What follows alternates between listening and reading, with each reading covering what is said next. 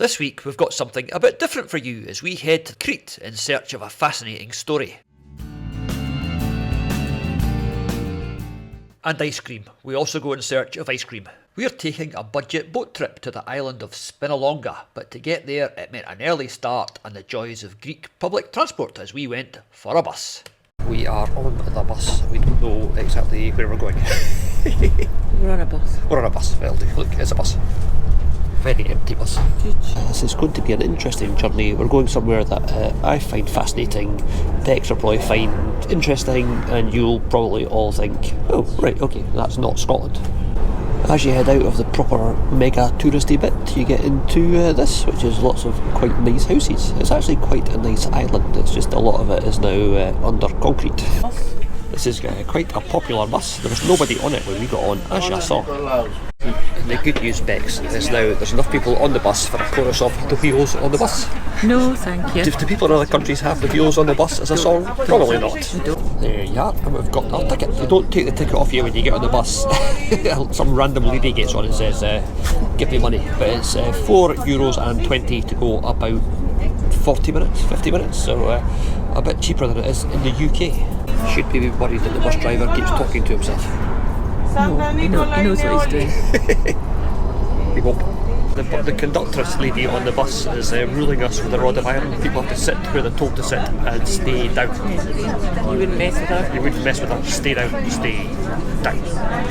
Oh, and here we are in another little town that looks exactly the same as the last little town. Nice church. You like a church? There's a nice church. Because people have split up on the bus, there's now an inquest into where a lady's husband is and who's paid for her ticket. It's a bit intimidating. We're okay. We're sitting at the front out of the way and I'm talking to myself. And you want to see the number of people that are going to try and get on here, and the bus is full. Yeah, so the bus is quite full and there's loads of people out there who want to get on. Right, next, a challenge. I'll give you €1 if you tap her on the shoulder and say, excuse me, does this bus go to Malia? No, definitely not. She's very clear when people want to get on, it's not going to Malia. I'll not try to get people singing the wheels on the bus. I'll probably get charged with insurrection and made to walk the plank. The mountain range that's the spine of the island is quite impressive. I wasn't sure what the shape of Crete was in terms of did it have mountains and stuff, but it is. It's flat around the edge and lumpy in the middle. A bit like Bex. She's now wondering what I was talking about. We do like bus journeys in foreign climes, mostly because they're shoestring cheap. But this is quite interesting because the towns obviously are rammed full of people. But you get out here, there's such a light scattering of houses. There's only one every sort of square mile just about up here. And it's not a very big island, so you think they'd have more inhabited areas than they've actually got. More people wanting on the bus and not getting on. We're getting right into the mountains now. This is really impressive, and we're going around the hairpin, and the other side of the hairpin is quite a big hole.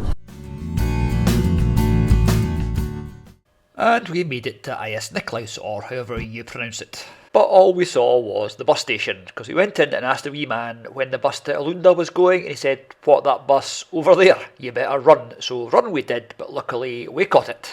And after a mat-a-dash transfer between buses of about 10 seconds, we've made the bus to Elounda, which is where the boat goes from to our next destination.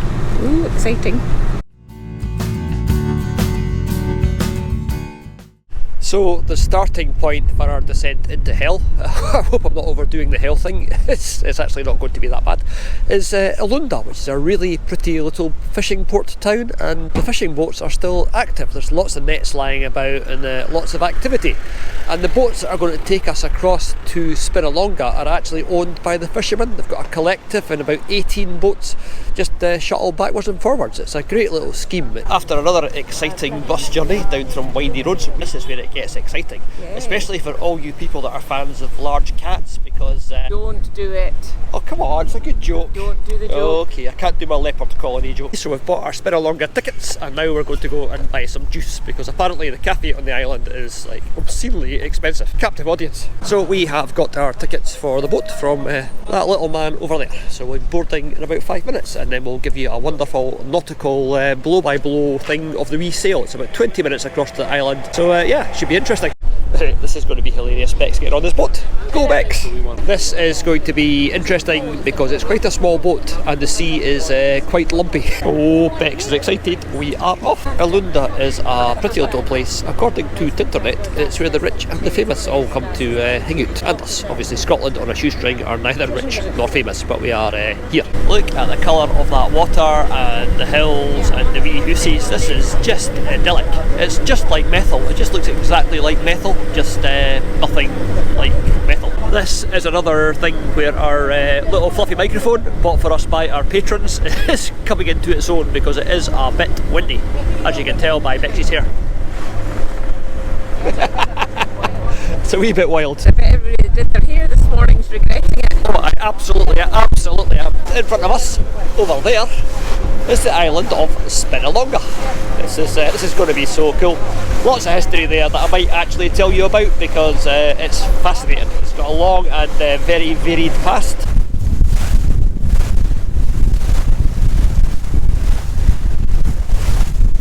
And there's another boat from this little collective. The bimble backwards and forwards, and you can sail about every 30 minutes. So hopefully we'll have no problems getting back to the mainland, because if we can't get on a boat, I'm going to have to swim. And the island draws closer. A lot of the people that ended up here in its most recent use, it was a one-way trip. Once you got there, you weren't getting off. But before we land on the island, here's a wee bit of history. The fortress of Spinalonga was originally built by the Venetians, and after that it was taken over by the Ottoman Turks, and after that, in the 1900s, it was used as a leper colony, and it's this last piece of history for which it is most famous. Beck says, if you haven't already, you should read the book The Island by Victoria Hislop, which features Spinalonga quite prominently, and is probably one of the main reasons that there are so many tourists here today. Right, so we have almost arrived at the island, and yeah, this is going to be quite interesting. Let's go for a wee mooch about. This is a leper colony. That's probably your idea of hell on earth, so let's find out how true that actually was. And we are on Spinalonga. Right, set and watch for 1 hour and 10 minutes or we might not get a boat. It's €8 to get in. There are a lot of people here. Some of whom just like standing in front of you. Right, ticket spot, let's go and explore. It's quite busy. So there is the map of the island and the suggested route that you walk, and we've got 1 hour and 10 minutes, so let's explore. So this is called Dante's Gate. It was the gateway to hell, and this is where the lepers would get their last look at freedom before they passed through here and into their own little community. It's a really cool tunnel this. It's not long enough to do a fast forward, so you'll just have me waffling about the Venetian fortress and the leper colony and the vast amounts of tourists that come here now. It really is an amazing place. I've not been here for a lot of years, but it'll be interesting to see what it's like with you guys along for the ride. It's the obligatory tour group with somebody at the front holding something up, in this case an umbrella. And this is a Carbonaro gate, and then we go down onto what was the main street of the town. Very nice, it's all very pretty. You'll see it in a second when I turn the camera around. There has been quite a lot of renovation and restoration work done as part of a fairly big project, so some of it will look like it did back in the day, like this little street of pretty painted houses. The lepers that were here had their own little community. They had shops and they had medicine and doctors, and they had everything that they needed. Everything that would stop them trying to get back to the mainland, which was the big fear of the people on the mainland. Keep the lepers happy and they'll stay in the little colony. We laugh in the face of danger. Well, we don't actually, we tend to avoid signs that say danger. Alright, and this little sort of restored bit is the Ottoman market from the Ottoman period when the Turks ruled this place. This is quite cool. These are board games that were once paving slabs, so actually on the pavement you can sit and you can play Nine Men's Morris and drafts or chess, I guess. That's a chessboard. Yeah, I think since the last time I was here a lot of it has been renovated, because remember it looking more like that than like that, or like that.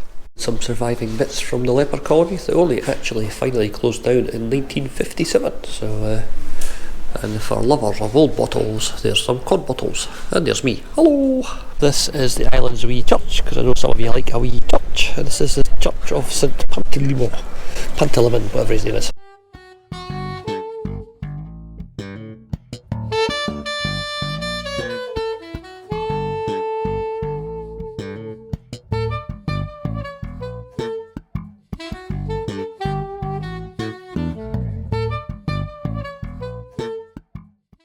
It was the presence of houses from the Venetian period and the Ottoman period that's the reason why this place was chosen for a leper colony. They had ready-made buildings, and then the lepers themselves moved in and did some decorating. And there's some frescoes they found in one of the houses that was getting restored.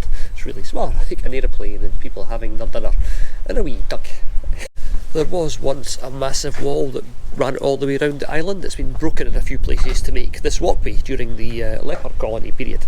But there's also, as we'll see later, some massively thick walls that are layers of stone and layers of soil. And the reason that they needed those was, although this is a very good fortress, it's also a lot lower than the land round about it on the mainland. So if you got a big cannon up there, you could bombard the heck out of this place. This is cool. This was the gate to the colony and the disinfection sort of area. You'd come through here and then you'd go into this thing, and I'm going to give you a big posh word now. I'm going to give you the word autoclave, because that is the colony's old autoclave where things were sterilised. I remember that from the last time I was here. Look at the lovely blue water. That is so nice. And there is the gate. This is the autoclave we just saw, and the disinfecting station is just inside that gate. So right from the earliest days of the fortress up until tourists started coming, this was the way that you got in. This vaulted thing that along here is a Venetian water cistern, so that's where they kept all the fresh water on the island. Again, it was in use from the Venetian period right up to the closure of the leper colony. We love old ruins, as you probably noticed, and this is just a massive old ruin which largely has not been over restored, so it still looks like it is what you can see. There's no point me telling you what it looks like, you can see that for yourself. This is a building from the leper colony period, and it's still got looks like filing drawers in there for medical records. I suppose it is only 1957, so not that long ago in the great scheme of things. Anybody fancy a nice snack? There are some prickly pears that we found out last night are edible because Bex ate one. I didn't. You can actually see here, that's the wall, and this is a point that's been added by the lepers, so they had access to the whole island. So there's the old wall, and then they dynamited a hole in it and built this little road, which is quite nice. It's really windy, so I've got no idea if you can hear this, but that is the inside of that half-moon bastion that we saw from outside. It's probably the icon of Spinalonga and one of the architectural sort of historical icons of the world. Most people know what the bastion of Spinalonga looks like, and if you don't, you do now. It's blowing a bit of a hoolie around here. This is pretty cool. That you can see the thickness of the city walls. This again, there used to be a gate here, but it was dynamited in the 1930s when the lepers built this nice footway all the way around their island. The island is just dotted with pretty little buildings, like this one here, obviously. I wonder what it was. There'll be a sign somewhere. The island is also very good for signs. They've got lots of signs telling you what things are. So, there's a sign over there. Let's go and see how good our Greek is. It says on the sign there what it is. It is the Church of St. George. So, or as you say in Greek, Church of St. George in Greek. That is a really pretty little building with not a bad view. We're going to go up there, but we've just been overtaken by a large tour group, so we're going to go down here. Can we go up there? We can go up there, but we'll go down here for a wee look. Oh, we've not had a graveyard yet in this video, but this is the leper colony cemetery. Oh, it is as well. How nice. So that is the little graveyard, which is worst places to end up, I suppose. It's time to do some videos with our minifigure Lego me and Bex, but she's having nothing to do with it. She has walked off somewhere. Oops, and he's drunk. Alright, and that is us back at the start. So we've done the low level circuit of the island. We are now going to go and look at the old hospital and things that are all a bit higher up. So I'm going down here for a wee visit to the facilities because I'm quite old and bladders aren't what they used to be. That's probably too much information, but my two favourite things. Right now, one of them is more important than the other. And that is the Spinalonga snack bar, which is famous for one thing, and that is being ridiculously expensive. There must be a Rate Public Toilets YouTube channel somewhere. That one would not score highly. Right, now I'm going to go and find Bex, who is up there somewhere waiting impatiently to go and look at the hospital. Oh, there's somebody enjoying the sunshine. Life is always flat out here in Scotland on a shoestring. Oh, I've just been told that I should have to ask for permission for the camera in spite of walking around talking to it for the last hour or so. Yeah, I'm not going to bother. We're just going to film it until we get thrown out. I think it's our little Patreon fluffy microphone that makes me look professional. All they've got to do is look at our videos to know that we're not at all professional. unlike Dino De Laurentiis there. Let's go up here because that is the big bastion thing. So I'll have to show you the view looking back down the hill, because I can't show the view that way because there's a lady showing more bottom than is actually decent.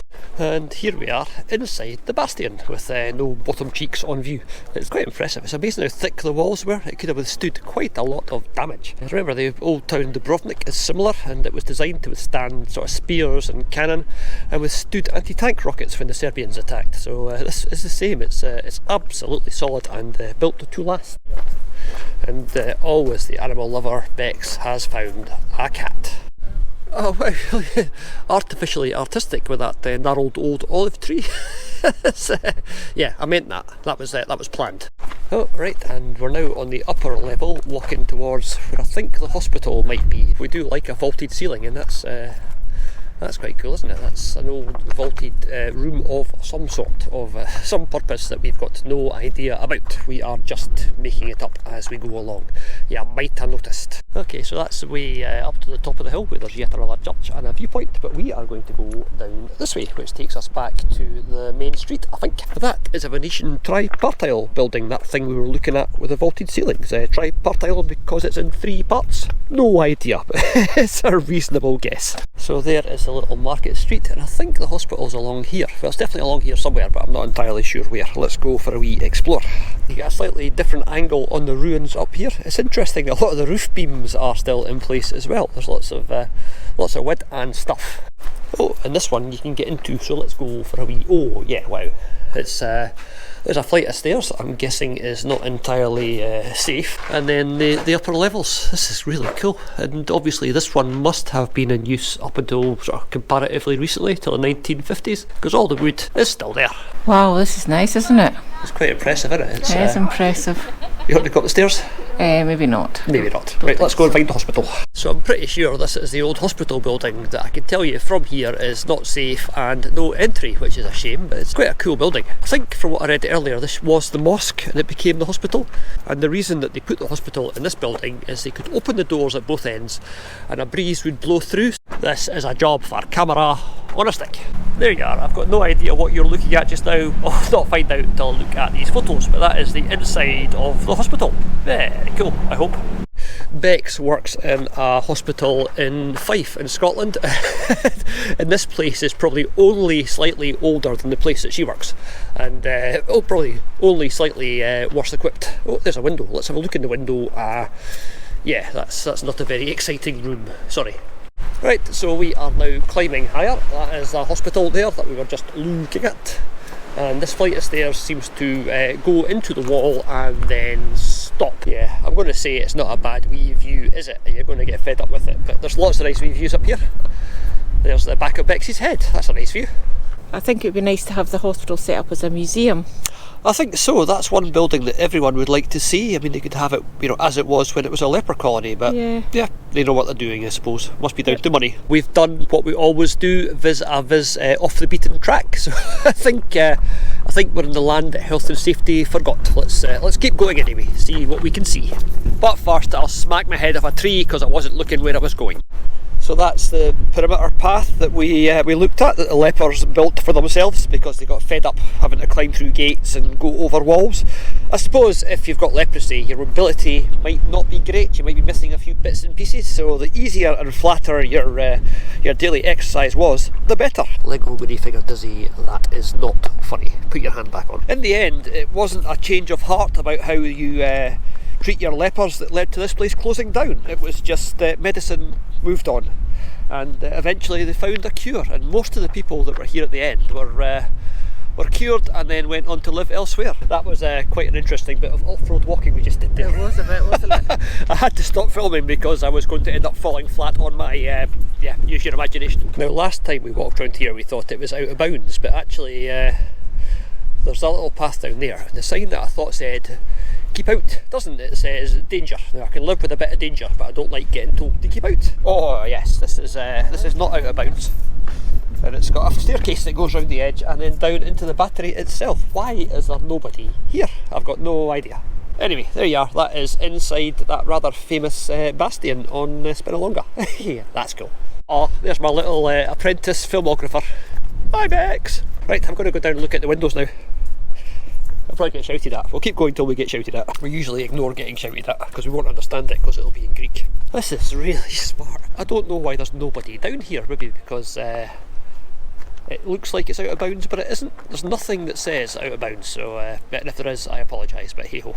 It's too late now, I've got the footage. Content. When you watch television programmes like Game of Thrones, and in our Dubrovnik video we visited some Game of Thrones locations, you wonder why they didn't film it here. This would need no set dressing. This is just King's Landing, like to a T. Yes, this would be a great King's Landing. Unfortunately, I can't see any dragons. No, I'm not going to say anything. That's Bex. And on our second lap of the island, we are heading up to the top, which is up here somewhere, I think. And I assume you're all familiar with the life advice. When you see a pawpaw or a prickly pear, don't get a sore paw. Next time beware. Well, guess who tried to pick a prickly pear? I did, but I didn't remember Blue's advice. So you've now got a sore paw. But to be fair, it is like part fruit, part natural hand grenade. Yes, obviously to get to the top of the island there is quite a lot of up involved. Oh, my poor legs. Oh, adventurous. Well done. As you know, this is our second time around the island. We were standing in front of those little buildings there and there was people waiting. So I was talking about Venetian tripartite buildings like I knew what I was talking about. It's quite an easy path if you are part mountain goat. I don't think I'm part mountain goat. This is quite tough going, but we're getting there. And we are at the top of the hill, so quite a nice panorama. I think you guys are going to love it. How cool is that? That's a nice view of the Mediterranean and some posh houses and some more posh houses and some mountains and becks. Oh wow, that is a clear blue sea and a wee picture postcard white boat bobbing about in it. Making quite a lot of noise, but hey ho. Somebody's getting a running commentary. But it says there's a church up here. I'm wondering if it's the other end of this rather large and imposing wall, because that would actually be the highest point on the island. I don't think we're quite there yet. This is another wee path that looks like it's going to be quite interesting. If you hear a scream and everything goes black, I've dropped the camera again. Even at the very top of this there's really cool little buildings. I'm guessing when it was a fortress the lookout points would have been at the highest point and they would have had accommodation up here for all the soldiers, probably. Oh yeah, we've come along another little path at the end of the wall and it looks like this is actually the highest point on the island. We couldn't come here and just go to the second highest point. It's like, have you been to the highest point? No, but we did make it to the second. Nobody cares. Get to the highest point. We are up here. There is no one about. That can only mean one thing. Yeah, wait till you see this.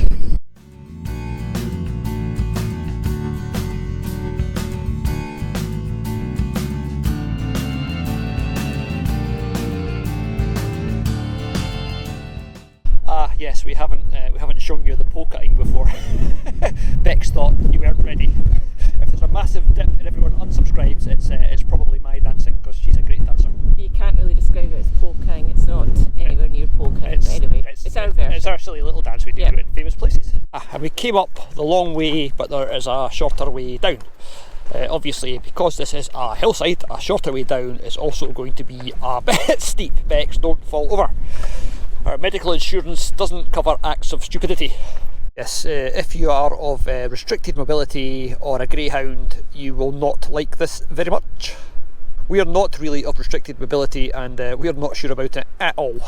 If you close your eyes, you can almost imagine these little streets bustling with activity. This is so nice. I know the main street is bustling with tourist activity, but not that long ago it was market traders and shops and medical professionals and everything that this little community needed. They were given, because if they weren't given it they might go back to the mainland, and nobody on the mainland wanted that. I'm just going up here, Bex.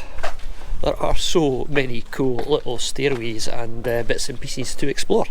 And again, this has been walked on by Venetians, by Ottomans and by the people in the Leper colony, both the lepers and their medical staff. It was actually quite a good system all round, because the lepers were given money by the independent Cretan state or by the Greek state, so they got money for that and they spent it in the local village. So the local village became more prosperous and the lepers did okay. Everybody won, apart from the whole having leprosy thing, which is probably not counted as a win. And back out through Dante's Gate and down to see if we can get a boat. It was actually called the Carminano Gate, but You get the idea. Gateway to hell. And that's our little trip to Spinalonga done. Was it hell on earth? Well, you decide, but certainly a very interesting place to visit today. Beautiful.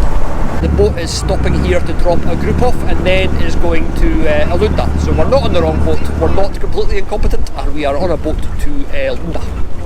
Phew. Phew.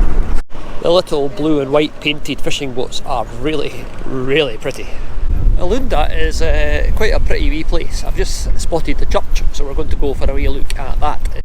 So in amongst the palm trees is this traditional little Greek church. We've seen a few of these dotted about, but this is one of the bigger ones and also one that we're not going past in our bus. So yeah, that's pretty cool. Let's go for a wee look around the outside of it. Bex is sitting over at the bus stop having a bag of crisps and a wee drinky, so I'm doing all the tour guiding at the moment. Sorry, I totally ran out of things to say at that point. It's a church. Let's go to the front of the church. Oh, we can go in. Oh. Shall we? You know the answer to that already. Oh, this is really smart.